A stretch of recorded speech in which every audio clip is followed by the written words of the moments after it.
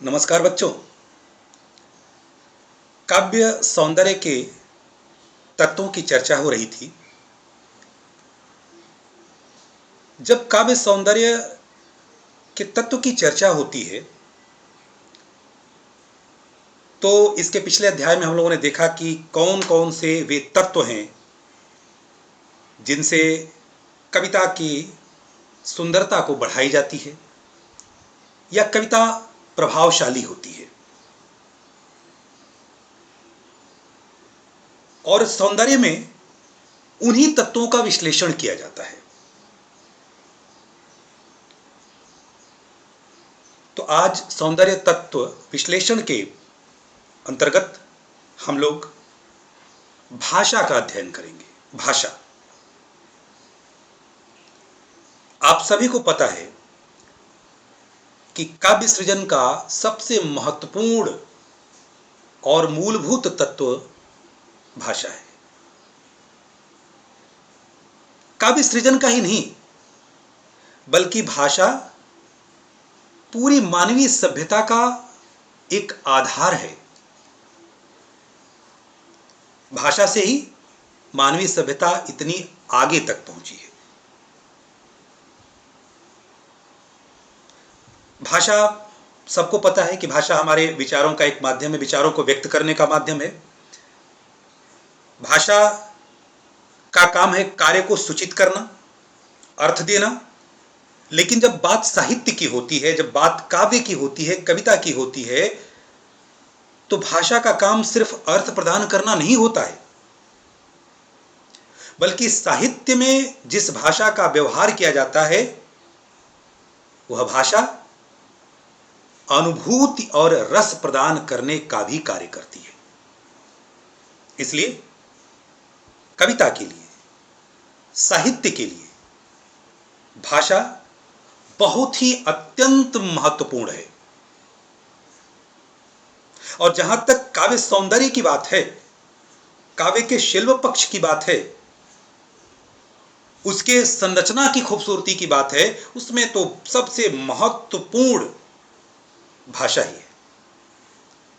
भाषा के माध्यम से ही कवि अपने विचार और अपनी कविता की संवेदना को लेकर के हमारे सामने आता है।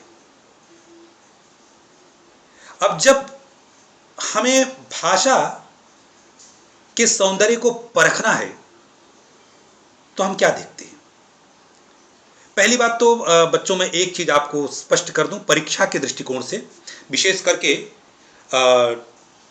कक्षा 12 12th क्लास में जो बोर्ड के परीक्षार्थी हैं या बोर्ड देने वाले हैं, आप लोग अक्सर करके थोड़ा सा घबराते हैं और भाषा में गड़बड़ी करते हैं। पहली बात तो मैं बता दूं कि जितने भी पाठ हैं, अगर बादल राग को हटा दिया जाए, जिसको कि सीबीएसई ने पाठ्यक्रम से बाहर कर दिया है, तो सिर्फ तुलसी को छोड़ करके जो आपके आरोह पाठ्य पुस्तक में है, तुलसी की जो कवितावली है और रामचरितमानस से जो छंद रखे गए हैं, उनके भाषा को अगर हटा दिया जाए, उस पाठ को हटा दिया जाए, क्योंकि उसमें ब्रज और अवधि का प्रयोग किया गया है, तो आपके समस्त सारी कविताओं की एक ही भाषा है, खड़ी बोली। तो पहला पॉइंट, पहला बिंदु तो आपको ऐसे ही मिल जाता है। तुलसी के अलावा अगर कोई भी कविता की भाषा की विशेषता लिखने को आए तो पहला बिंदु आपका साफ साफ यही है, खड़ी बोली का सहज और भावानुकूल प्रयोग। ये बिल्कुल स्पष्ट होना चाहिए। अब इसमें देखते क्या है, भाषा की प्रवाहमयता। और जाहिर सी बात है कि जो भी आप कविताओं को पढ़ते हैं, जो कवि हैं, वो कोशिश करते हैं कि उनकी भाषा प्रवाहमयी हो। तो हम ये देखते हैं कि भाषा कितनी प्रवाहमयी है। भाषा की भावानुकूलता, भाषा भाव के अनुकूल है कि नहीं। अगर भाव के अनुकूल है तो भाषा का प्रयोग प्रभावशाली है, भाषा समर्थ है, भाषा सक्षम है। सहजता, सरसता, रस तक पहुंचाने की क्षमता है कि नहीं, सरस है कि नहीं, सहज है कि नहीं। बहुत ऐसा तो नहीं कि कविता में शब्दों का पांडित्य दिखाया गया है या क्लिष्टत्व का दोष है उसमें, तो भाषा को सहजता के कसौटी पर देखते हैं, सरसता के कसौटी पर देखते हैं, कितना भाव के अनुकूल भाषा है, कितना प्रवाहमयी भाषा है, ये देखते हैं। इसके अलावा हम ये देखते हैं कि जो कवि हैं, अपने बात को प्रभावशाली ढंग से कहने के लिए, अपने भावों को प्रभावशाली ढंग से व्यक्त करने के लिए, अपने भाषा को समृद्ध करने के लिए तत्सम शब्दों का भी प्रयोग करते हैं, मतलब कुछ संस्कृतनिष्ठ शब्दों का प्रयोग करते हैं, कुछ देशज शब्दों का प्रयोग करते हैं, जो लोक प्रचलित शब्द हैं उनका प्रयोग करते हैं, गांव में जो प्रयोग में लाए जाते हैं शब्द। तो हमें यह भी देखना होता है कि अगर कहीं पर तत्सम शब्दों का प्रयोग है, कुछ संस्कृतनिष्ठ शब्दों का प्रयोग है, तो वो हम लिखते हैं।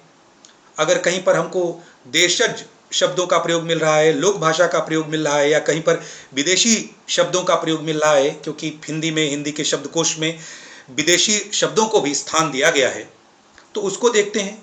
इसके अलावा बहुत सी कविताएं ऐसी होती हैं जिसमें कि आप देखेंगे मुहावरों का प्रयोग होता है, लोकोक्तियों का प्रयोग होता है।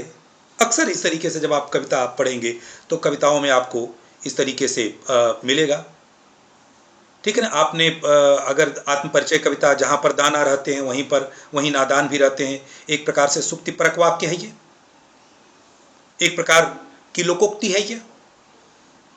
ऐसे ही आपने बात सीधी थी पर, उसमें भी आपने कई जगह आपने देखा होगा मुहावरेदार भाषा का प्रयोग। तो कवि अपने बात को सशक्त ढंग से कहने के लिए लोकोक्तियों का प्रयोग करता है, मुहावरों का प्रयोग करता है। तो अगर ये चीजें हैं तो इसको हम पॉइंट आउट करते हैं, इसको लिखते हैं। अगर इन सब चीजों को पकड़ना आपने सीख लिया तो आपको हर कविता में अलग से रटने पढ़ने की आवश्यकता है ही नहीं। और एक चीज और भी आपको स्पष्ट कर दूं मैं, कि ज्यादातर आपके जो पाठ्यक्रम के कोर्स की किताबें, उसमें भाषा भावानुकूल है, सहज है, सरल है, और तुलसी को छोड़कर बाकी की भाषा खड़ी है। लगभग सभी कविताओं में, चाहे आप मुक्तिबोध को पढ़िए या फिर हरिवंश राय बच्चन जी को पढ़िए या आलोक धनवा जी को पढ़िए, कहीं ना कहीं तत्सम शब्दों का प्रयोग जरूर किया है उन लोगों ने, और उसी के साथ साथ कहीं ना कहीं तद्भव शब्दों का भी प्रयोग हुआ है, लोक भाषा के शब्दों का भी प्रयोग किया गया है जगह जगह। तो आपको मुहावरे और लोकोक्तियों का भी प्रयोग मिलेगा। तो आप बेझिझक लिखिए। खड़ी बोली का प्रभावशाली प्रयोग, भावानुकूल, सहज और सरस भाषा का प्रयोग, तत्सम और तद्भव शब्दावली से युक्त भाषा का प्रयोग, बस देख लिया करिए कि हाँ वहां पर तत्सम है कि नहीं, तद्भव है कि नहीं, और अगर कोई मुहावरा और लोकोक्ति मिल रहा है तो उसको आप लिखिए। ये तो कुछ सामान्य बातें रह गई। थोड़ी सी कुछ और बातें हैं जिनको मैं बहुत विस्तार में तो नहीं, लेकिन संक्षेप में आपको बताना चाहूंगा, क्योंकि अगर आप साहित्य का अध्ययन करते हैं और जीवन में भी भाषा का प्रयोग तो करना ही है, अगर मान लीजिए आपको साहित्य बहुत नहीं भी पढ़ना है तब भी भाषा का प्रयोग तो करना ही है, और चाहे जिस भाषा का भी प्रयोग करें, अगर उपयुक्त और सटीक शब्दों का प्रयोग करेंगे तो आपका जीवन ज्यादा बेहतर रहेगा और आप ज्यादा हुनरमंद कहलाएंगे और आपका काम ज्यादा आसानी से बनेगा।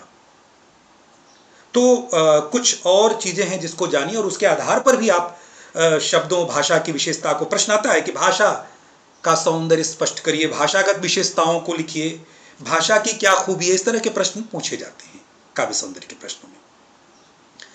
तो शब्द शक्ति, बच्चों मैंने बताया ना कि शब्द का, भाषा का काम है कार्य को सूचित करना, अर्थ प्रदान करना, हमारे मन में जो विचार है उस विचार को आप तक पहुंचाना। लेकिन जब साहित्य की बात होती है, कविता की बात होती है, तो भाषा और शब्द, इनका मायने थोड़ा बदल जाता है, इनका कार्य भी बदल जाता है,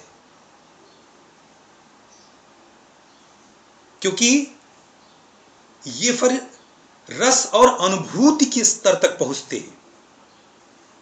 सिर्फ अर्थ की बात नहीं रह जाती है, बल्कि कभी कभी शब्दों का प्रयोजन मूलक प्रयोग किया जाता है, प्रयोजन मूलक प्रयोग किया जाता है। तो जिन कारणों से, शब्दों में जिन जिन कारणों से अर्थ आते हैं उन्हें ही हम शब्द शक्तियां कहते हैं। और ये 3 हैं। संक्षेप में आप जानिए, बहुत संक्षिप्त में आपको बताऊंगा। समझने का अगर आप प्रयास कर लेंगे तो आपको बहुत कठिनाई नहीं होगी, हमेशा के लिए आप समझ जाएंगे, हमेशा ये आपके जीवन में काम आएगा। 3 शक्तियां होती हैं, अभिधा, लक्षणा और व्यंजना। और जब बात साहित्य और कविता की होती है तो मैं बता दूं आपको कि कविता इसलिए जानना जरूरी है क्योंकि कविता में सिर्फ अभिधात्मक शब्दों का प्रयोग नहीं होता है, अभिधा का प्रयोग नहीं होता है, बल्कि ज्यादा से ज्यादा बढ़ चढ़ करके कवि लक्षणा और व्यंजना का प्रयोग करता है। कांप उठी धरती, आसमान हिलने लगा। अब क्या मतलब है इसका? अगर अभिधा में जाएंगे तब कांप उठी धरती, तब तो आप कहेंगे भूकंप आ गया। तो बहुत सी जगहों पर हमें शब्द की उन शक्तियों को समझना पड़ेगा, अन्यथा अर्थ का अनर्थ हो जाएगा अगर हम नहीं समझेंगे, नहीं जानेंगे तो। ठीक है? तो अभिधा का मतलब यह होता है कि जब हम किसी शब्द का प्रयोग करें और सिर्फ सीधे उस शब्द का अर्थ निकल करके आए, किसी पदार्थ का बोध हो, किसी पदार्थ का बोध हो। हमने कहा कलम, कलम, पेन। सीधे आपके दिमाग में क्या गया? पेन, कलम एक वस्तु है और इससे हम लिखने का कार्य करते हैं। हमने कहा सिंह, सिंह मतलब एक विशेष प्रकार का जीव। तो ये सीधे एक प्रकार से ये इसका अर्थ निकल करके आता है। तो जब किसी शब्द का अर्थ सीधे बिना किसी रुकावट के, बिना किसी बाधा के, सीधे सीधे पदार्थ के गुण के आधार पर, हमने कहा कमल, कमल का फूल सीधे आ गया, कमल, कमल का फूल, उसका रंग, उसकी खूबसूरती, उसका सौंदर्य सब कुछ हमारे दिमाग में छा जाता है, कमल। तो वहां पर अभिधा होता है, सीधे सीधे अर्थ निकलना। लेकिन अगर हमने कहा शिवाजी सिंह थे, शिवाजी सिंह थे, अब यहां पर सीधे अर्थ नहीं निकलेगा, क्योंकि अभी आपने कहा कि सिंह का मतलब सिंह एक विशेष प्रकार का जानवर, एक विशेष प्रकार का जीव। और फिर अगर आप अभिधा में सीधे सीधे अर्थ निकालेंगे तो शिवाजी सिंह थे, आप लड़ बैठेंगे कि नहीं नहीं, शिवाजी तो इंसान थे, बड़े बहादुर थे, इतिहास हमने पढ़ा है। तो क्या होता है? लेकिन फिर भी अगर हम कहेंगे कि सिंह सिंह थे शिवाजी, तो आप मानेंगे, आप ये नहीं कहेंगे कि गलत बोल रहे हैं। क्यों? क्योंकि आपको शब्द शक्तियों का ज्ञान है, आपने लक्ष्यार्थ को देखा। तो कहीं कहीं पर पदार्थ मूलक अर्थ नहीं निकलता है, बल्कि लक्षण के माध्यम से अर्थ निकलता है। शिवाजी सिंह थे, सिंह का लक्षण क्या होता है? वो बहादुर होता है, निडर होता है। और शिवाजी भी साहसी थे, निडर थे, बहादुर थे। तो सिंह के उस गुण या सिंह का जो लक्षण है, वो लक्षण मेल खाता है शिवाजी से। तो यहां पर अर्थ कैसे आया? लक्ष्य के माध्यम से आया, लक्ष्यार्थ आया, लक्षण के माध्यम से आया। तो जब अर्थ सीधे ना निकल करके लक्षण के माध्यम से, लक्ष्य के माध्यम से आया, लक्ष्यार्थ निकले, मुख्यार्थ नहीं, मुख्यार्थ में बाधा उत्पन्न हो, तो थोड़ी देर के लिए बाधा उत्पन्न होता है, लेकिन तुरंत दिमाग वहां पहुंच जाता है, क्योंकि हमें जानकारी होती है। तो ये लक्षण, और बहुत इसका प्रयोग होता है काव्य में, लक्षण शब्द शक्ति का। तो संक्षेप में आप इतना जानिए।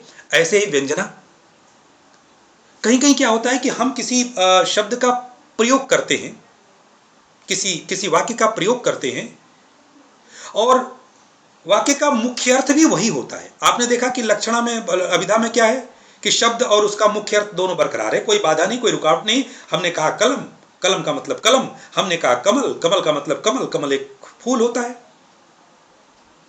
लेकिन लक्षणा में आपने देखा कि हमने कोई शब्द का प्रयोग किया और उसके लक्षण के आधार पर अर्थ निकला, मुख्य अर्थ, और जो शब्द प्रयोग किया है उसमें एक रुकावट, एक बाधा आई है। लेकिन व्यंजना में क्या होता है कि हम जो शब्द प्रयोग करते हैं, जो वाक्य प्रयोग करते हैं, वो शब्द और उस वाक्य का एक अर्थ तो रहता ही रहता है, उसके मुख्य अर्थ में कोई बाधा रुकावट नहीं आती है, लेकिन मुख्य अर्थ के साथ साथ एक और अर्थ समानांतर उसके निकलता है व्यंजना के माध्यम से। वो व्यंजित होता है हमारे दिमाग में, मस्तिष्क में। ठीक है, जैसे वन में चलते समय एक प्रसंग आता है कि सीता जी पूछती हैं राम से कि अभी और कितना चलना है, पर्णकुटी कहां पर है, पर्णकुटी कहां पर है। अब इसका मुख्य अर्थ क्या है कि सीता जी यह जानने को इच्छुक हैं कि पर्णकुटी, कुटिया कहां पर है, कितना चलना पड़ेगा, वो जानना चाहती हैं। लेकिन इसी के साथ साथ एक और बात व्यंजित, एक और संकेत मिल रहा है कि सीता जी थक चुकी हैं। ये संकेत, कितना चलना है अभी, कितनी दूर है अभी, तो मुख्य अर्थ है, उसमें कोई दिक्कत नहीं भाई, कितना दूर है, कितना दूर है, हम पूछ रहे हैं कितना दूर है, 10 किलोमीटर है, 15 किलोमीटर है, जितना भी हो। लेकिन इससे एक बात और व्यंजित हो रही है मस्तिष्क में, किस चीज की, कि सीता जी थक चुकी हैं। हम तमाम व्यंग का प्रयोग करते हैं, तमाम व्यंग का प्रयोग करते हैं, लोगों को व्यंग बोलते हैं, या कहते हैं ना कि बोलते कुछ और हैं, अर्थ कुछ और निकलता है। और कभी कभी मुख्य अर्थ से ज्यादा व्यंग अर्थ को लोग समझते हैं, नाराज भी हो जाते हैं लोग, बातें भी बिगड़ जाती हैं। आपको बताना पड़ता है कि नहीं नहीं, मेरा मतलब वो नहीं बल्कि ये है। तो बच्चों, हमेशा शब्द का प्रयोग उसके शक्तियों के अनुसार अभिधा और लक्षणा को, व्यंजना को सोच समझकर करना चाहिए। और इस तरीके से बहुत प्रयुक्त में आता है तो अक्सर आपके अध्यापक बताते हैं कि हाँ, इस शक्ति का प्रयोग किया गया है। आप खुद से भी चाहेंगे तो आप कविता में पकड़ लेंगे तो आप उसको लिख सकते हैं। अगर नहीं इसको लिख सकते हैं, पकड़ सकते हैं, तब भी तमाम चीज़ें जो आपको बता रहे हैं उतना पकड़िए, तो आपको 2, 3, 4 पॉइंट्स आराम से मिल जाएंगे। 2 नंबर में प्रश्न आता है भाषा संबंधित। इसके बाद संक्षेप में मैं आपको शब्द गुणों के बारे में भी बताना चाहूँगा। शब्द गुण, जैसे शक्तियाँ होती हैं ना, वैसे शब्द में कुछ गुण होते हैं। माधुर्य गुण, ओज गुण, प्रसाद गुण, 3 होते हैं, 3 होते हैं। ये भी आप बिल्कुल थोड़ा सा संक्षेप में जानिए। और जो कवि हैं वे लोग प्रयोग करते हैं, जब मन के कोमल भावों को व्यक्त करना हो, प्रेम को व्यक्त करना हो, वात्सल्य को व्यक्त करना हो, सौंदर्य, प्रकृति की कोमलता को व्यक्त करना हो, तो वहां पर हमको कोमल शब्दों का प्रयोग करना चाहिए। ऐसे शब्द जिसमें मधुरता हो, मधुरता, मीठापन। अब यहां पर देखिए, मधुरता में भी आप अभिधा लक्षणा व्यंजना, अगर अभिधा में जाएंगे तो कहेंगे शब्दों में भी टेस्ट होता है क्या सर? शब्दों में टेस्ट नहीं होता है। मधुरता का मतलब, माधुर्य का मतलब मीठा, स्वीट नहीं कि उसका खाते नहीं है शब्द। मीठापन मतलब वह शब्द जिन्हें सुनकर हमारे मन, हमारे कानों और हमारे मस्तिष्क को शांति मिले, सुकून मिले। कहते हैं आपने कि बड़ा कर्कश बोल रहे हैं। तो जब ऐसे प्रसंग हो जहां पर कि प्रकृति के सौंदर्य का, कोमलता का, मन के कोमल भावों का, श्रृंगार का वर्णन हो, तो वहां पर कवि माधुर्य गुण से युक्त कोमल कांत पदावली, कोमल शब्दों का प्रयोग करता है। कर्कश और कठोर शब्दों को वो त्यागता है। बहुत से ऐसे शब्द हैं, सबको पता है, इसका अनुभव भी है।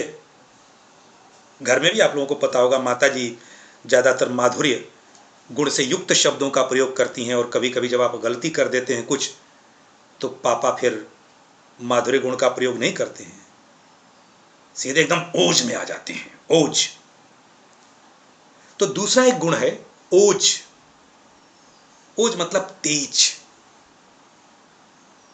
जब बात उत्साह की हो, वीरत्व की हो, देश प्रेम की हो, उत्साह जागृत करना हो, ऊर्जा जागृत करना हो, तो हम ओज गुण से युक्त शब्दों का प्रयोग करते हैं, ओज गुण से युक्त शब्दों का प्रयोग करते हैं।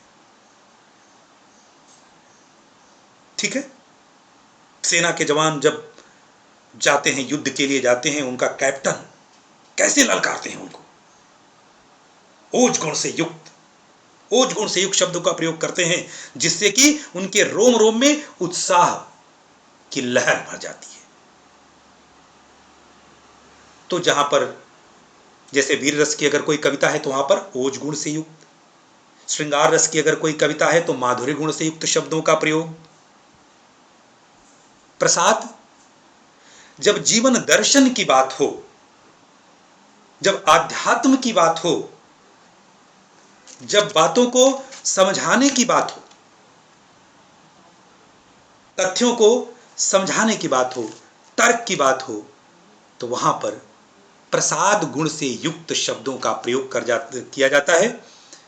जब जीवन से संबंधित दर्शन, आत्मा, परमात्मा, इस तरह की जब दार्शनिक बातें होती हैं, आत्म परिचय में आपने देखा होगा कि प्रसाद गुण का भी खूब प्रयोग किया है हरिवंश राय बच्चन जी ने। तो जैसे शांत रस है, तो शांत रस में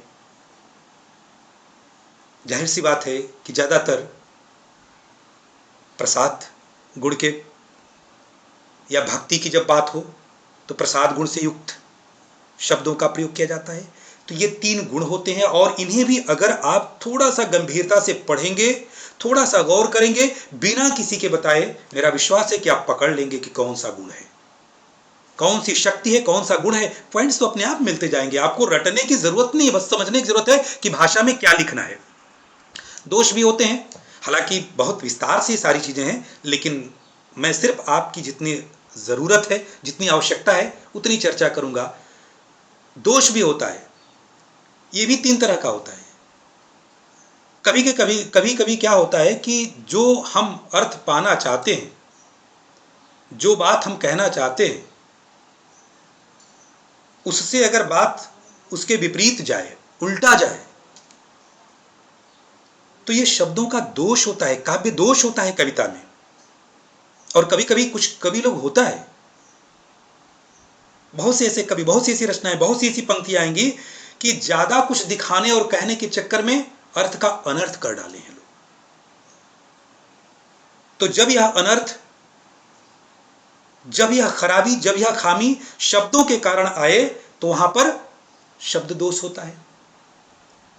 और जब शब्द तो ठीक है, लेकिन उसका अर्थ जो निकल रहा है वो अर्थ अप्रासंगिक है, या कवि के भाव के विपरीत है, तो अर्थ दोष होता है। और रस दोष, कभी कभी कवि लोग खुद रस बताना शुरू कर देते हैं कविता में ही, कि इसमें किस रस का प्रयोग हुआ है। बहुत सारे उदाहरण हैं, लेकिन ज़्यादा आपका वक्त और समय लगेगा और उतना आवश्यक नहीं है, सिर्फ इतना समझने का प्रयास करिए। तो जब रस बताने लगते हैं लोग खुद कह करके, इसका मतलब है कि रस का प्रतिपादन नहीं हो पा रहा है, रस उत्पन्न नहीं हो रहा है। आप बता रहे हैं भैया कि मेरी इस रचना में श्रृंगार रस है, वीर रस है। रस तो अनुभूति की चीज है, रस तो भाव की क्या दशा है, हमारी मनोदशा है, वो एक भाव है, तो बताने की जरूरत नहीं है। तो ऐसा अगर कोई कवि कर रहा है तो वो रस दोष होता है। तो शब्द दोष, शब्दों के कारण बात जब बिगड़ती है, अर्थ का अनर्थ होता है। अर्थ के कारण जब भाव, मूल भाव के विपरीत बातें हो जाती हैं, और जब कवि रस को बताने की चेष्टा करे, प्रयास करे, तो वहां पर रस दोष होता है। बच्चों, इसके अलावा भाषा में बिंबात्मकता, प्रतीकात्मकता, ध्वन्यात्मकता बहुत आसान सी चीजें हैं।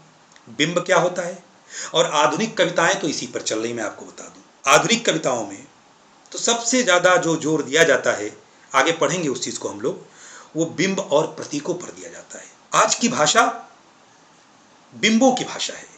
आधुनिक कविता में छंदों का उतना महत्व नहीं है, बिंबों का ज्यादा महत्व है। अलंकारों से भी ज्यादा बिंब का महत्व है। बिंब क्या होता है? प्रतिबिंब, छाया, चित्र। शब्दों के माध्यम से ऐसा दृश्य, कवि अपने अनुभव से एक ऐसा दृश्य ऐसा सजीव दृश्य हमारे सामने उपस्थित करता है, ऐसा सजीव तथ्य हमारे सामने उपस्थित करता है, जिससे कि पूरा का पूरा जो घटनाक्रम है, पूरी की पूरी जो कवि की सोच है, लेखनी के माध्यम से, शब्दों के माध्यम से जो बात वो बताना चाहता है, उस बात का दृश्य हमारे दिमाग में उपस्थित हो जाता है। तो भाषा में ये मानकर चलिए ज्यादातर आपकी आधुनिक कविताएं हैं, आधुनिक ही सारी कविताएं हैं, एक अगर तुलसी को हटा दिया जाए तो। और आधुनिक कविता की सबसे बड़ी खासियत है, विशेषता है बिंबात्मकता भाषा में। तो एक बिंदु तो आप आंख बंद करके लिख सकते हैं, बिंबात्मकता। ज्यादातर छंदों में बिंबों का प्रयोग किया गया है। बहुत से शब्द ऐसे होते हैं जो प्रतीक के रूप में होते हैं, प्रतीक होते हैं, वो सिंबॉलिक होते हैं। हम अंधेरा कहते हैं तो इसका मतलब अंधेरा, अंधेरा क्या है? अंधेरा प्रतीक है निराशा का। पतंग की अगर बात भी करते हैं तो पतंग भी प्रतीक है बच्चों के मनोभाव का। पतंग का जो रंग बिरंगा स्वरूप होता है वो प्रतीक है बच्चों के रंग भरे मिजाज का। पतंग का जो हल्कापन होता है प्रतीक है बच्चों के तन और मन के हल्केपन का। तो प्रतीक से युक्त शब्दों का भी प्रयोग होता है। ध्वन्यात्मकता, ध्वनि का प्रयोग, शब्दों से ही आपको ध्वनि सुनाई पड़े। ची ची करती चिड़िया, या बहुत से शब्द ऐसे होते हैं जिनसे कि एक प्रकार से ध्वनि निकलती है, वह साउंड व्यंजित होता है आपके दिमाग में, तो वहां पर ध्वन्यात्मकता होती है, साउंड इफेक्ट।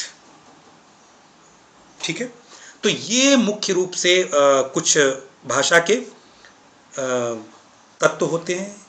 भाषा का अगर विश्लेषण किया जाए तो इन्हीं मानकों के अंदर किया जाना चाहिए, और इसमें से कुछ मानकों को आप अपने दिमाग में बैठा लीजिए। और मैंने जैसा कि बताया कि गोस्वामी तुलसीदास को छोड़कर बाकी सभी भाषाओं, सभी कविताओं की भाषा है खड़ी बोली, प्रवाहमयी भाषा, भावानुकूल भाषा, और ज़्यादातर जगहों पर बिंबों का प्रयोग हुआ है, प्रतीकों का प्रयोग हुआ है। तो बिंबात्मकता, कई जगहों पर ध्वन्यात्मकता का प्रयोग हुआ है।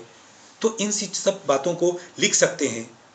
ठीक है, मुक्त छंद रचना शैली, क्योंकि मैं बता दूं आपको कि दो कविताओं को छोड़ करके आगे छंद में हम लोग पढ़ेंगे, एक तुलसी गोस्वामी तुलसीदास और दूसरे फिराक गोरखपुरी।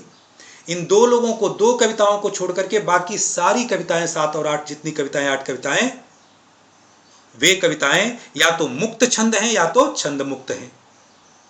दो ही कविताओं में सिर्फ छंद, दो ही कविताएं ऐसी हैं, दो ही पाठ जो छंदोबद्ध है। तो उस पर चर्चा हम लोग बाद में करेंगे। तब तक के लिए भाषा को आप अच्छे से पढ़िए, अच्छे से सीखिए, और इनसे आप हर कविताओं के कुछ पॉइंट्स बना लीजिए, तो बोर्ड परीक्षा के लिए आपको किसी भी प्रकार की कोई दिक्कत नहीं होगी। धन्यवाद।